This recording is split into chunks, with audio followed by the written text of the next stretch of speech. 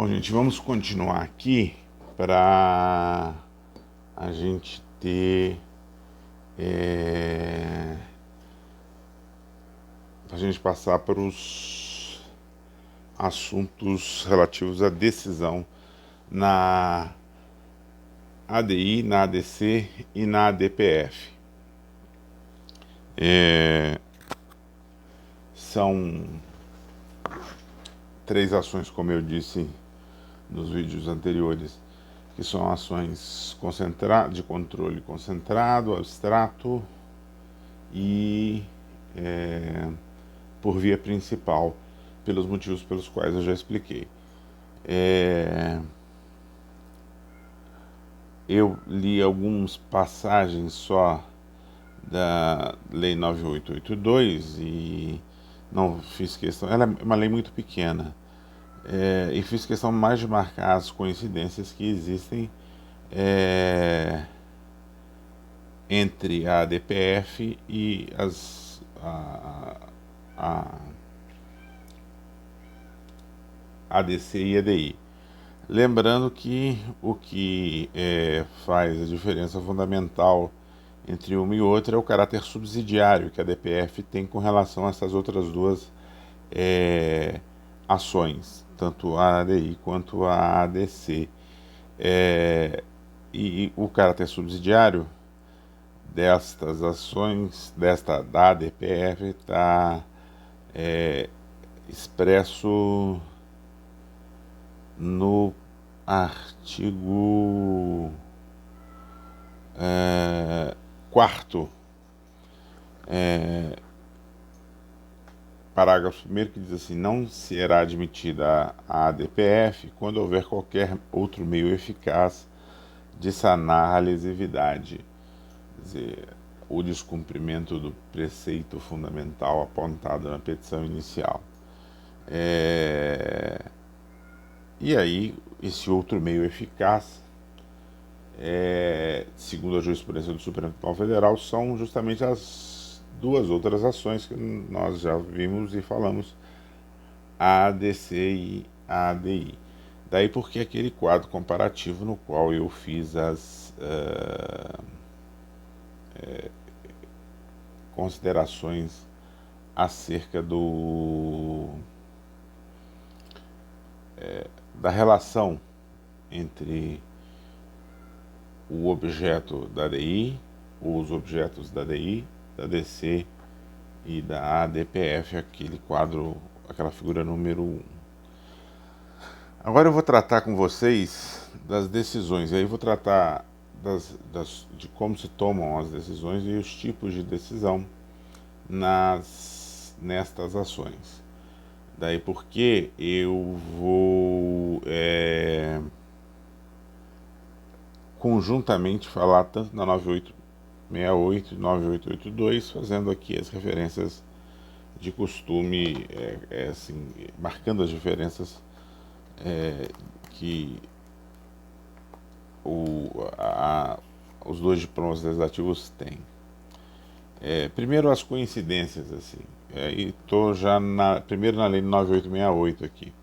A decisão sobre a constitucionalidade ou inconstitucionalidade da lei ou ato normativo somente será tomada pela presença ou se presentes na sessão de julgamento no Supremo Tribunal Federal de pelo menos 8 ministros.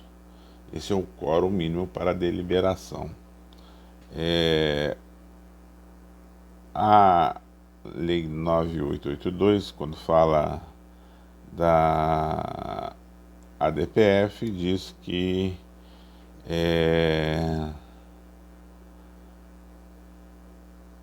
só pode haver decisão, a decisão sobre a arguição do preceito fundamental somente será tomada se presentes na sessão pelo menos 2/3 dos ministros, que equivale aos 8 ministros lá. Tanto aí o quórum para a deliberação é o mesmo, tanto numa quanto na outra.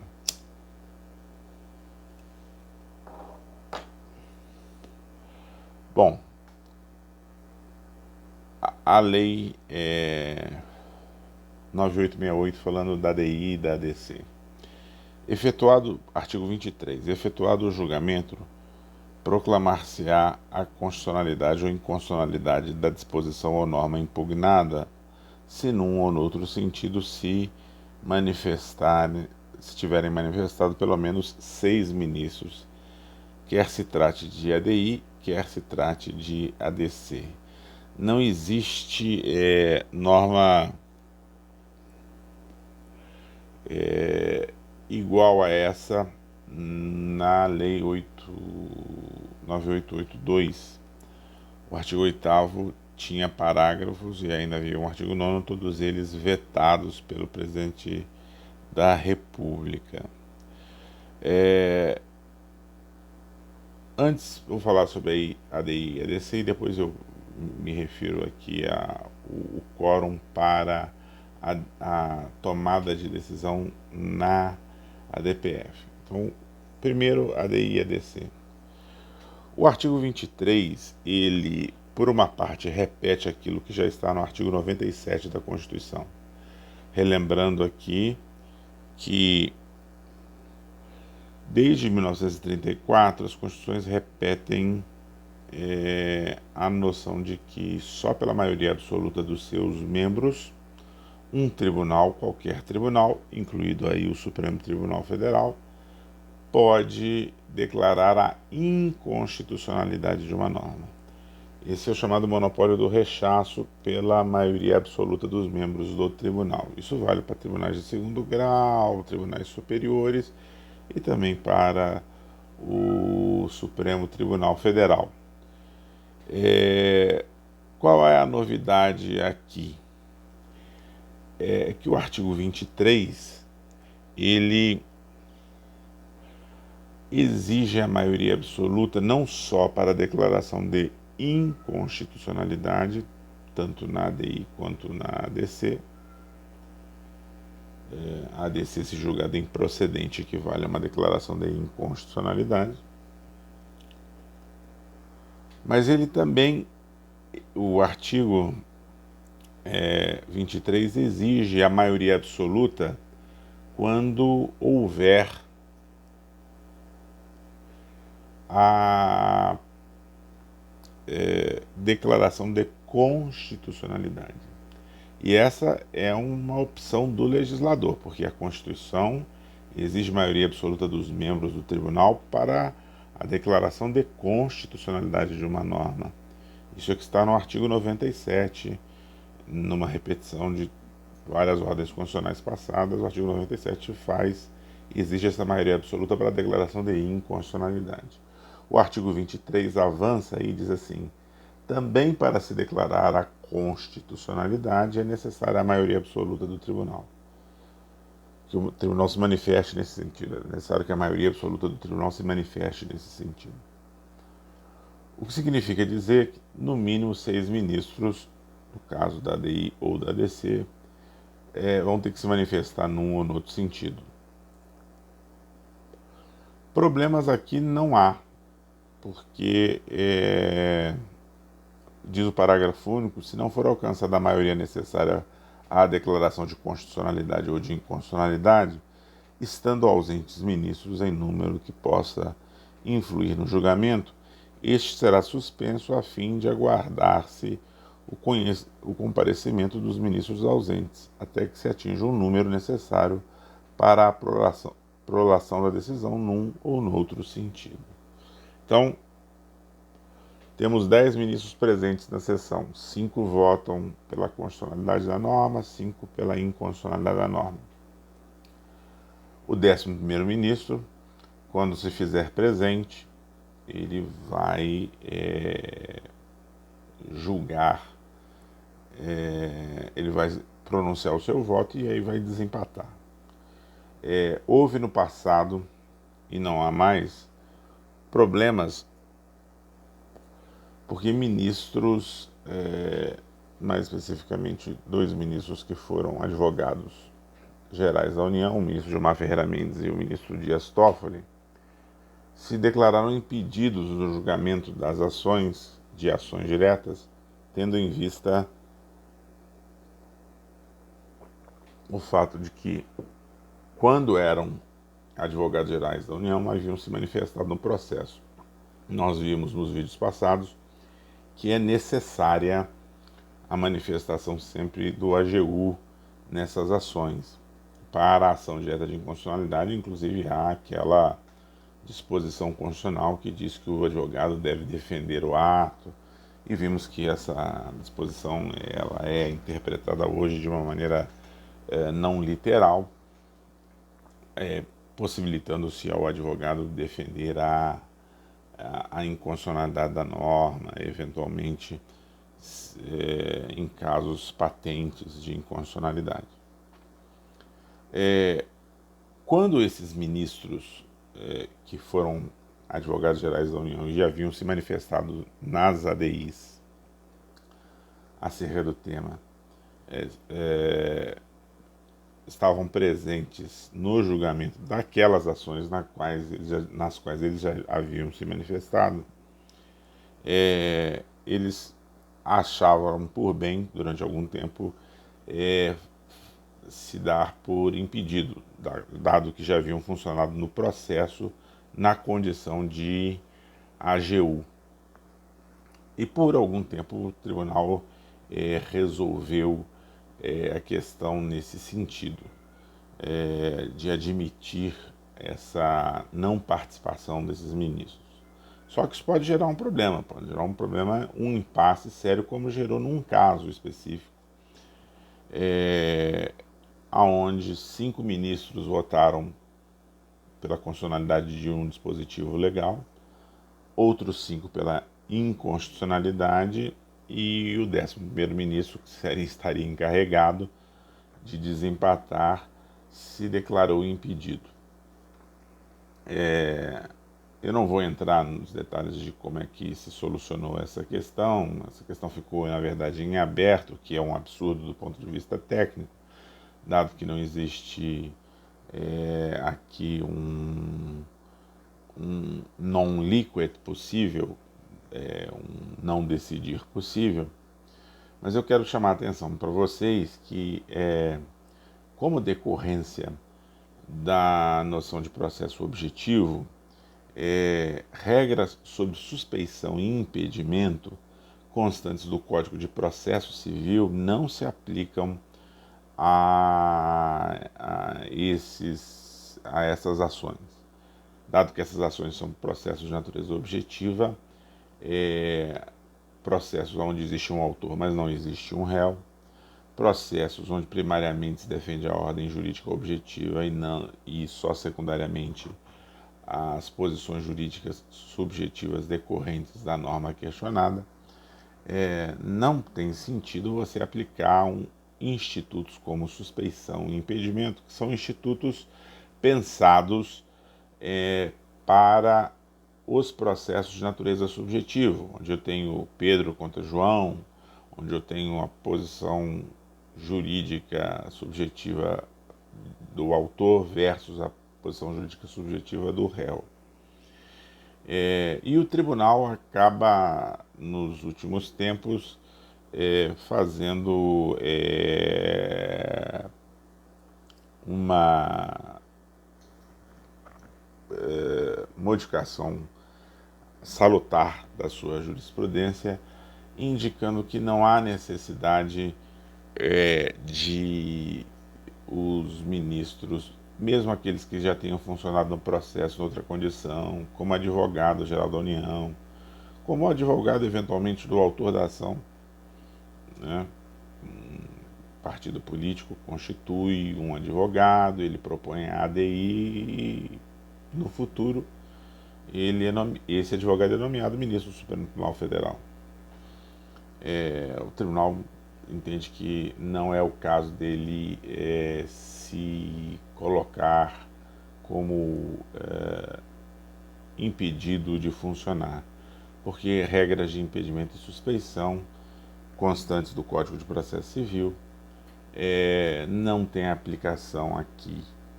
O Código de Processo Civil é norma subsidiária no que compatível com a natureza objetiva da ADI ou da DC. Especificamente esses institutos, ou para esses institutos não há compatibilidade, porque, volto a dizer, impedimento ou suspeição de magistrado tem a ver com o caráter subjetivo do processo, tem a ver com o fato de que alguém ganha e alguém perde diretamente, dado que existe um conflito de interesses entre partes. E este é um processo sem partes no plural, com um autor, mas sem um réu. É interessante notar que, antes mesmo desta modificação da posição do Supremo, que hoje, felizmente, reconhecendo em conformidade com a natureza objetiva da ADI e da DC, antes dessa modificação, reconhecendo que não há que se falar em impedimento de suspeição para ministros que já tenham funcionado naquele processo, em outra condição, houve casos em que, pelo menos os casos que eu conheço talvez até mais interessantes do que esses, de dois ministros, pelo menos, já dois ministros, um já até falecido, o outro aposentado, o ministro Maurício Correia, já falecido, e o ministro Nelson Jobim, aposentado. Esses dois ministros, antes de serem ministros, eram parlamentares. O Maurício Correia foi senador pelo Distrito Federal e o Nelson Jobim foi, durante algumas legislaturas, deputado federal pelo Rio Grande do Sul. E a questão que se punha é que, ao serem nomeados para ministros do Supremo Tribunal Federal, salvo engano, o ministro Maurício Correia levantou em uma ação a seguinte questão de ordem para o tribunal decidir. Ele disse assim: olha, está aqui em julgamento, numa ação direta de inconstitucionalidade, uma lei federal. Sucede que eu, quando era senador, fui relator no Senado Federal do projeto de lei que acabou se convolando na lei que agora a gente examina. E eu lá dei parecer, como senador que era, na condição de relator, favoravelmente à aprovação do projeto, inclusive fazendo considerações sobre a sua constitucionalidade, que não havia nenhum problema e tal. E ele pôs isso como questão de ordem. O tribunal achava que ele deveria ou não participar, porque ele era, digamos assim, se não o autor do projeto, havia, durante o processo legislativo, se manifestado, inclusive, sobre a questão da constitucionalidade da lei.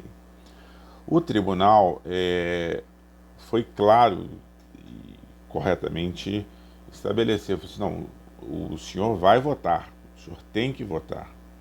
O processo é de natureza objetiva e mesmo que o senhor fosse o autor do projeto de lei, o senhor teria, porque agora é ministro do Supremo Tribunal Federal, que votar. Não há que se falar em impedimento ou suspeição, dada a autoria ou a participação que o senhor teve quando era parlamentar dentro do processo legislativo. O mesmo chegou a acontecer também com o ministro Nelson Jobim. Nos dois casos, o tribunal entendeu pela inaplicabilidade dos institutos da suspeição ou do impedimento, dada a natureza objetiva do processo de controle na ADI e na ADC. Quanto a isso, portanto, estamos hoje estabelecidos de que os 11 ministros participam. Os 11 ministros participam, independentemente de terem atuado no processo em questão anteriormente à sua nomeação como ministro, na condição de advogado, de procurador-geral da República, de advogado particular, de procurador-geral da República ou advogado-geral da União. Isso irrelevante. Ou ainda como advogado de um amicus curiae, enfim. Portanto, a questão hoje está solucionada e pacificada na jurisprudência e bem pacificada, tendo em vista a natureza do processo objetivo aí. Bom,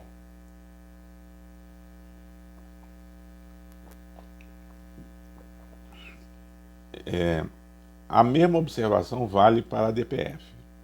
A DPF é um processo de natureza objetiva.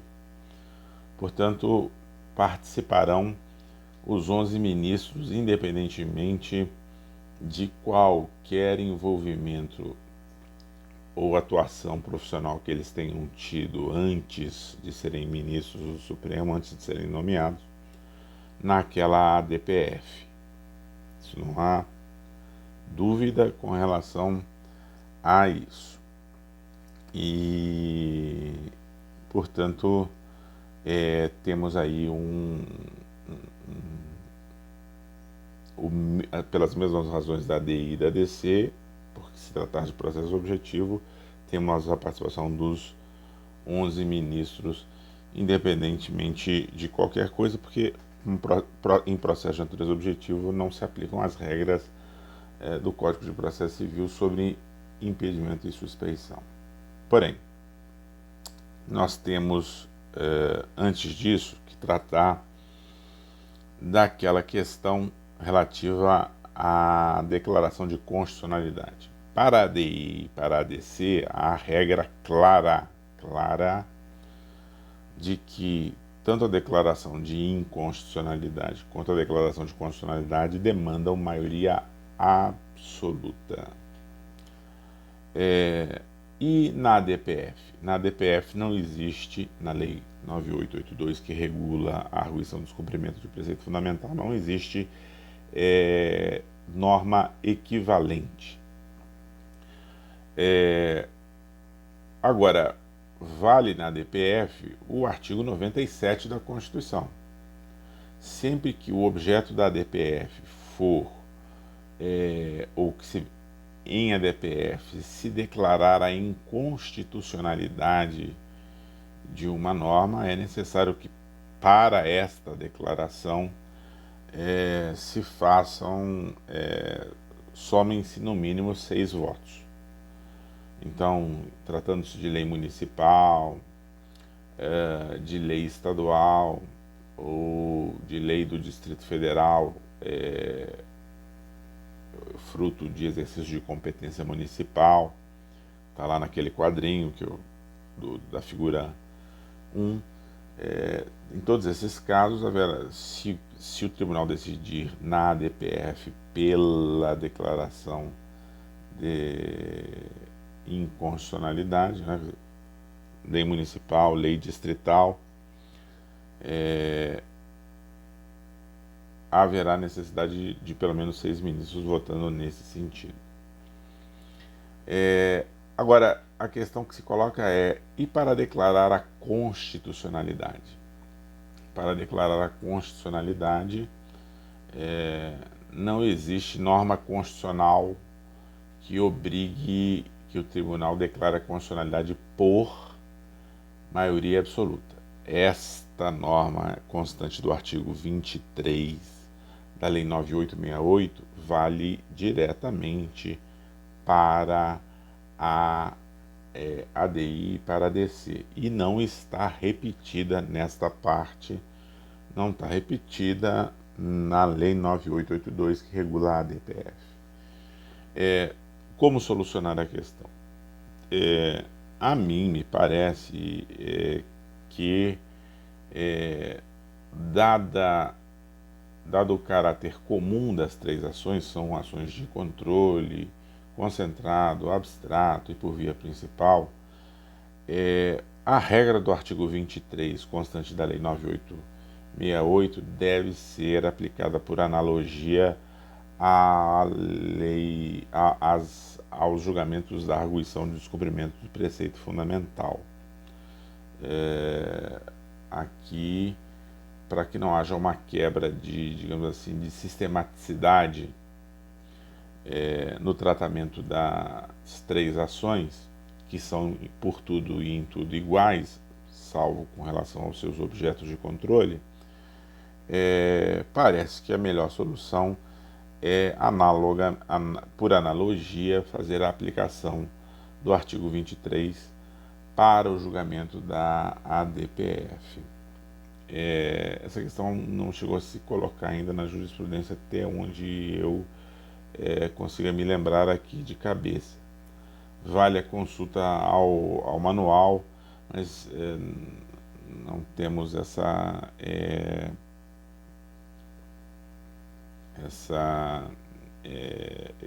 eu acho que até hoje não temos um caso concreto no tribunal sobre um caso específico no tribunal sobre isso. Até porque o tribunal tenta, e isso é uma tentativa realmente de, quando julgar a DPF,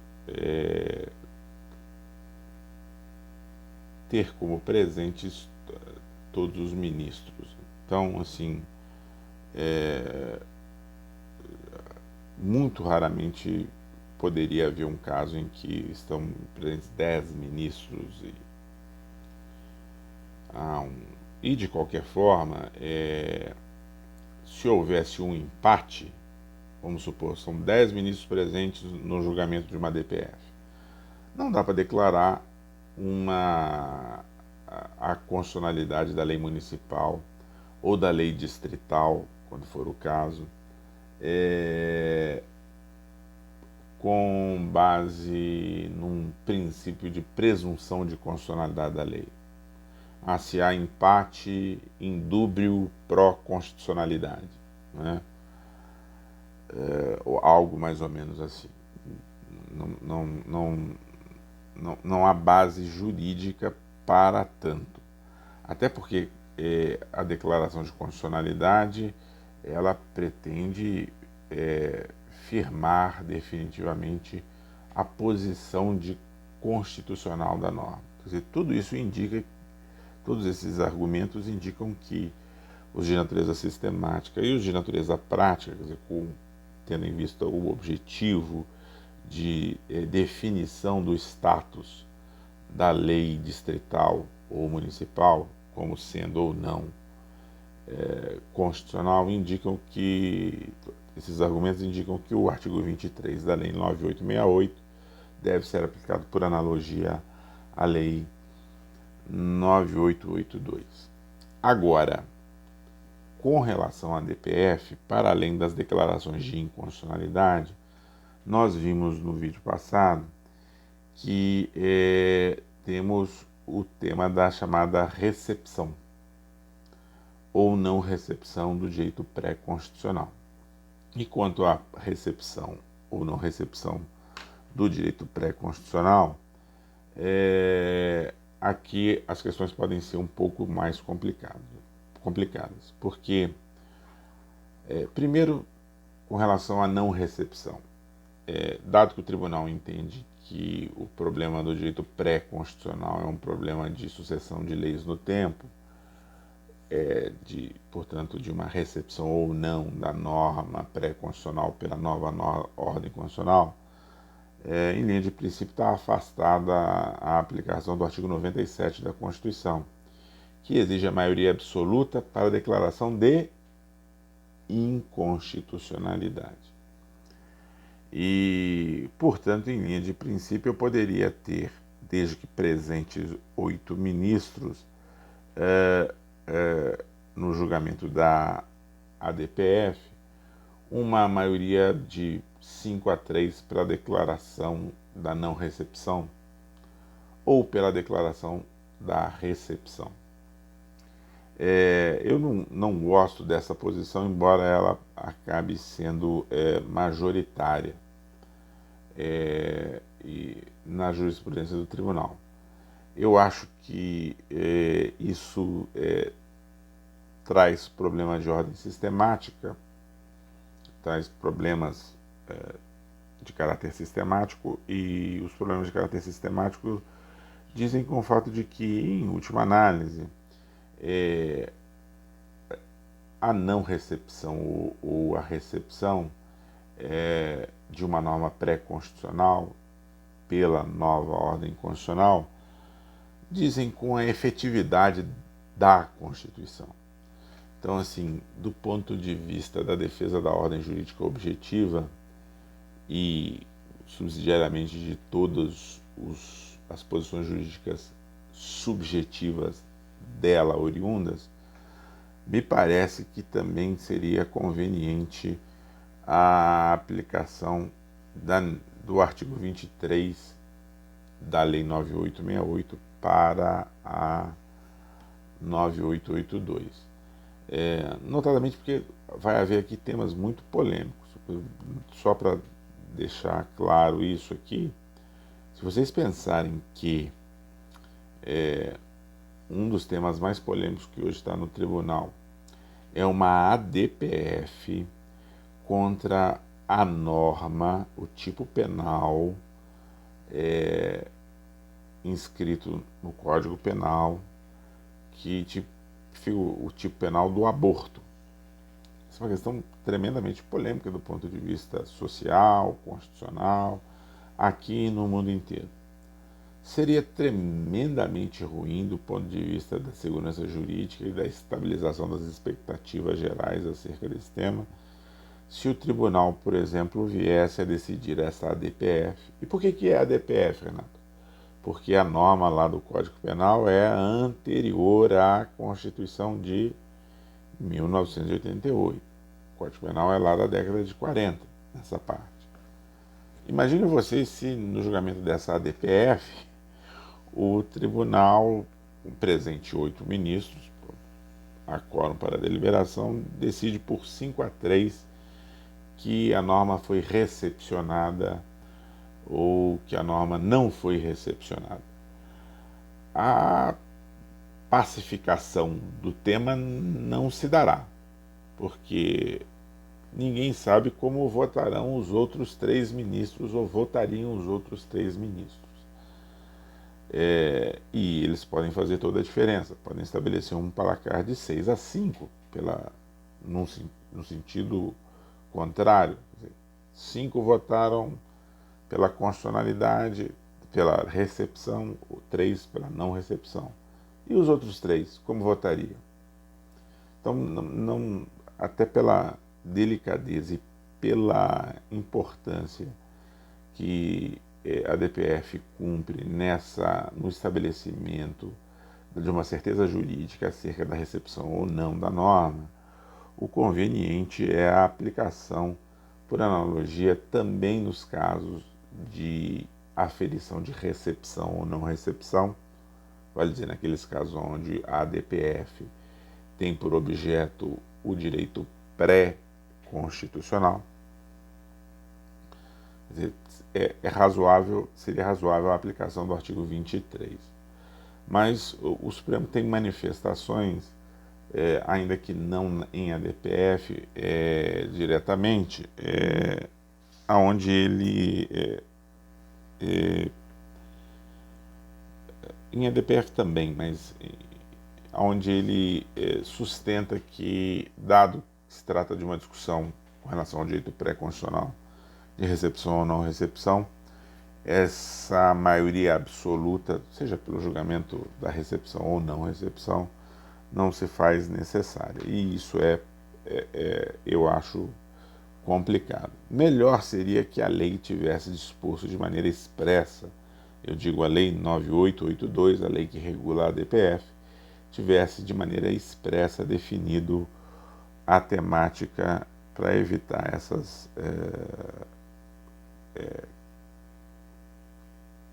esses problemas aí. Então são essas as regras de julgamento que nos importam aí.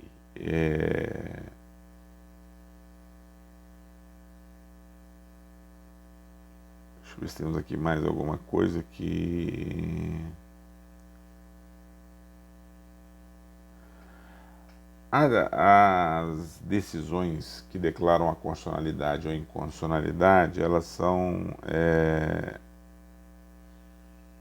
irrecorríveis, até porque se trata de julgamentos que são feitos pelo plenário do Supremo Tribunal Federal.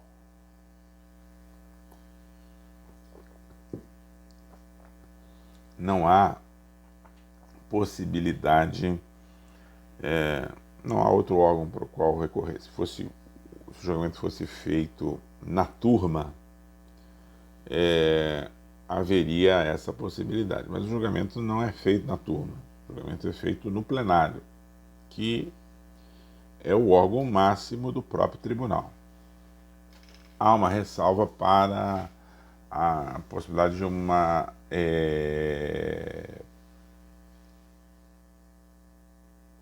embargo de declaração. E puxei a câmera aqui um minutinho. E isso a gente vai ver no momento subsequente.